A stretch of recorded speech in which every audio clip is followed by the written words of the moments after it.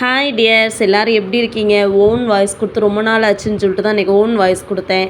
நாங்கள் பொங்கலுக்காண்டி லீவில் எங்கள் மாமியார் வீட்டுக்கு வந்துட்டோம். அது ஒரு வில்லேஜ், அதனால் அங்கே வந்து ஒரு 3 days ஸ்டே பண்ணலாமேன்னு சொல்லிட்டு வந்துட்டோம். இன்றைக்கி என்ன லன்ச்னு பார்த்தீங்கன்னா, சுட சுட சோறு, அது கூட என்ன அப்படின்னா அவங்களுக்கு நான்வெஜ்லாம் பிடிக்காதுங்க. சாம்பார், ரசம் இந்த மாதிரி ஐட்டங்கள் தான் அவங்க நல்லா சாப்பிடுவாங்க. அதனால இன்றைக்கி கத்திரிக்காய் சாம்பார்.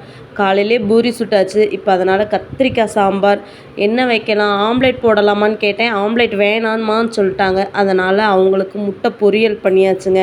முட்டை பொரியல் வச்சு என் வீட்டுக்காருக்கு எப்போவுமே என்ன மெனுனாலும் சரி கூடவே ஒரு அப்பளம் இருக்கணும்.